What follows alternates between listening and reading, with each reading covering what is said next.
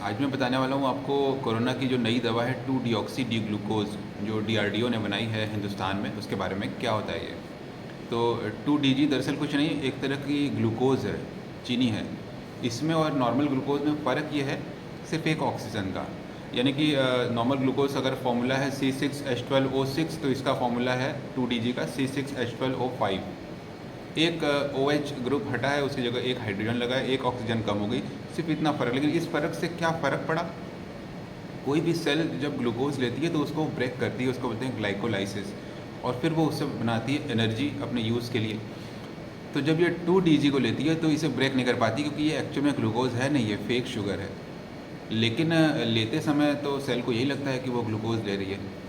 तो जो हमारे बॉडी में कैंसर सेल्स होती हैं बहुत तेज़ी से मल्टीप्लाई करती रहती है, उनको बहुत ज़्यादा ग्लूकोज चाहिए रहता है, तो बहुत ज़्यादा ग्लूकोज ब्लड में से खींचती रहती हैं। उसी दौरान अगर 2 डीजी ये वाली शुगर है ब्लड में तो वो उसको भी बहुत तेज़ी से खींचती हैं, लेकिन वो उसको खींचने के बाद यूज़ नहीं कर पाती, मल्टीप्लाई नहीं कर पाती, इस तरह से कैंसर की ग्रोथ रुक जाती है। तो डीआरडीओ के पास ये दवा थी पहले से, ऐसा नहीं है कि उन्होंने आविष्कार किया। इस मॉलिक्यूल का फॉर्मूला सब जानते हैं, पूरी दुनिया में अनेक देश इसके ऊपर रिसर्च कर रहे हैं, और ये बहुत इफ़ेक्टिव दवा नहीं है, लेकिन ये कुछ अलग तरीके से हम लोग इसको यूज़ करते थे पहले।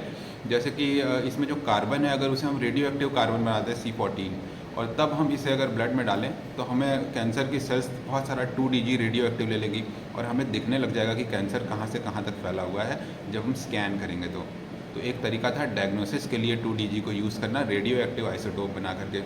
दूसरा तरीका ये था कि कैंसर सेल्स बहुत ज़्यादा 2 डीजी लेती हैं और ग्लूकोज भी लेती हैं, तो ग्लूकोज और 2 डीजी में जो कंपटीशन होता है तो बहुत कम ग्लूकोज बच जाता है कैंसर सेल के पास एनर्जी प्रोड्यूस करने के लिए, उनका मल्टीप्लिकेशन रुक जाता है। तो डीआरडीओ ने इसे यूज़ करना शुरू किया, पिछले साल कोरोना पेशेंट्स पे ट्रायल किए, और उन्होंने पाया कि जो वायरस जब किसी सेल के अंदर जाता है वो बहुत तेज़ी से मल्टीप्लाई करता है, तो उसे भी बहुत ज़्यादा एनर्जी की ज़रूरत पड़ने लगती है। तो वो सेल्स भी जिसमें वायरस की मशीनरी मल्टीप्लाई कर रही है, बहुत सारे वायरस बना रही है लाखों की तादाद में, उसको भी बहुत ज़्यादा ऑक्सीजन और बहुत ज़्यादा ग्लूकोज़ की आवश्यकता पड़ती है। तो बहुत ज़्यादा ग्लूकोज वो सेल्स भी ब्लड से खींचती हैं, और इसीलिए वो भी बहुत ज़्यादा 2 डीजी ये जो 2 डीऑक्सी डी ग्लूकोज है इसको भी खींचती हैं, और फिर इसको वो एनर्जी में कन्वर्ट नहीं कर पाती, वो वायरल मशीनरी जो है वो मल्टीप्लाई नहीं हो पाती और रुक जाती है। तो वायरस का मल्टीप्लिकेशन करने वाली सेल्स अगर 2 डीजी लेंगी तो एनर्जी नहीं प्रोड्यूस कर पाएंगी, एनर्जी नहीं मिलेगी तो वायरस को मल्टीप्लाई करने का काम बीच में ही रुक जाएगा, और वायरस का बढ़ना रुक जाएगा।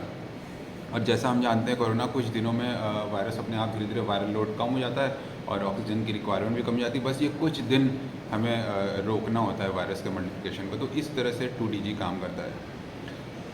ये हेयर में और स्किन में इससे क्या फ़ायदे या नुकसान, किस तरह से हम इसको यूज़ कर सकते हैं, या अगर हमें यूज़ करना पड़े तो क्या नुकसान हो सकता है। हेयर रूट्स जो होते हैं वो रैपिडली मल्टीप्लाइंग सेल्स होते हैं, बहुत तेज़ी से मल्टीप्लाई करते हैं, और उन्हें भी चाहिए होती है बहुत ज़्यादा ऑक्सीजन और ग्लूकोज। तो अगर कोरोना के लिए आप 2 डीजी ले रहे हैं तो हेयर रूट की सेल्स भी बहुत ज़्यादा 2 डीजी ले लेंगी, वो भी एनर्जी उन्हें नहीं मिल पाएगी, वो हेयर बनाना बंद कर देंगे, तो हेयर फॉल आपका बढ़ जाएगा। तो मुझे ऐसा लगता है कि 2 डीजी का एक संभावित साइड इफ़ेक्ट है कि ज़्यादा हेयर फॉल होगा जो भी लोग इसे लेंगे।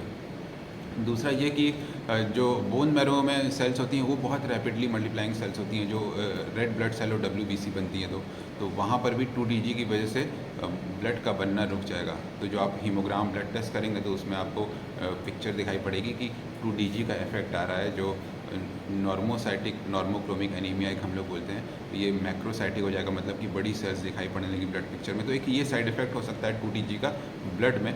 एक साइड इफेक्ट होता है हेयर सेल्स में कि हेयर का बनना रुक गया है, और ऑक्सीजन के सारे ये ग्लाइकोलिसिस के सारे डिस्टर्बेंस की वजह से। तो इसके मैकेनिज़्म को हमने समझा, और हमने ये बात की कि एक्चुअल में ये कोई दवा नहीं है, ये दरअसल एक प्रकार की मॉडिफाइड शुगर है, एक तरह की चीनी है। और इसका मैकेनिज़्म ये होता है कि ये चीनी की जगह पे, शुगर की जगह पे, ग्लूकोज़ की जगह पे सेल्स को मिलती है, तो सेल्स इसको यूज़ ही नहीं कर पाते। कुल मिला के इतना उसका जो है वो वर्क है। ऐसा नहीं है कि वो कोरोना के वायरस को मारती है, या ऐसा नहीं है कि वो एंटी वायरल ड्रग है, बल्कि ये एक अलग तरीके से काम करने वाली मॉलिक्यूल है। और ऐसा भी नहीं है कि ये कोई हमारा बहुत चमत्कारी आविष्कार है। इस मॉलिक्यूल के बारे में दुनिया भर में सारे देश जानते हैं।